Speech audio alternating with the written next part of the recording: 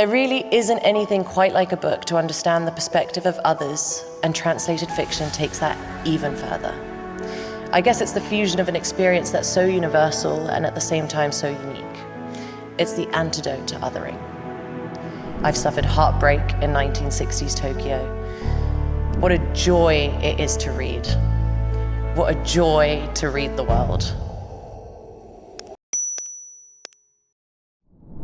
While I've always felt firmly rooted, my life has never really been what you might call local. I was born in the UK, but my first language was Albanian. Woo! London is my home, but I'm often on the road. And today I have the privilege of traveling the world doing a job that I love. Last year, I played live in 33 cities in 20 countries and sang in 9 different languages. It turns out, thank you. It turns out my reading habits follow a similar pattern. Since we launched the Service 95 Book Club 3 years ago, 8 of my 33 monthly reads have been translated fiction. Just as importantly, these 33 books tell stories that span Japan, Korea, Nigeria, Colombia, the US, Mexico, Hungary, Norway, Afghanistan, Poland, Ireland, Spain, the UK, France, Vietnam, and Australia. I read as much as time allows, and while some of the books I love become book club titles, others remain private passions. I'm a reader who loves to be immersed in a novel, and I mean really deeply in it.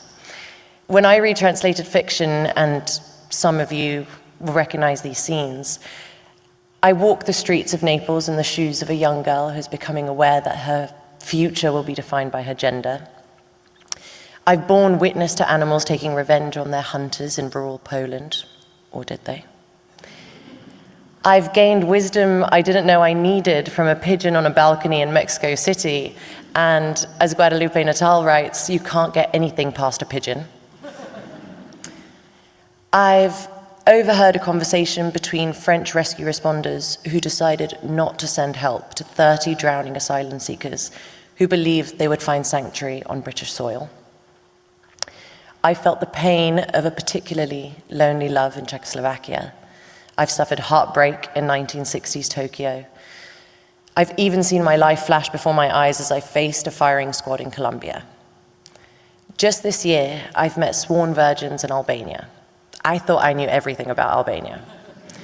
But it took a Bulgarian writer, a Bulgarian translator, a small British independent publisher, and an international prize for me to find this story. There really isn't anything quite like a book to understand the perspective of others, and translated fiction takes that even further. I guess it's the fusion of an experience that's so universal and at the same time so unique. It's the antidote to othering. When I launched my book club, it wasn't in a cozy cafe in London. It was with a reading group in Downview Women's Prison. I was there with Gabby as part of the Books Unlocked program. Each year, the Booker Prize Foundation provides free Booker-nominated books to UK prisons and young offender institutions, and that also includes titles from the international list. One of the most insightful conversations about a book I've ever had was that morning in Downview. And I'll never forget what one of the women shared with the group, that perhaps that if she'd read more books when she was younger, maybe she wouldn't be here now. That moment really brought it home to me that reading a book is often so much more than a solitary activity. It can trigger a conversation with a friend, or, like in Downview, provide a way to share a profound experience with a wider group. And a book club discussion is maybe the one occasion where you get even more out of it if you disagree. Last year's winner of the International Booker Prize was Heart Lamp, written by Banu Mushtaq and translated by Deepa Bashti. We'll have the pleasure of hearing from Deepa shortly. In her acceptance speech, Banu said, "This book was born from the belief that no story is ever small, that in the tapestry of human experience, every thread holds the weight of the whole." As a reader, I want to follow those threads of connection. What a joy it is to read. What a joy to read the world. Thank you to the International Booker Prize for giving us this gift.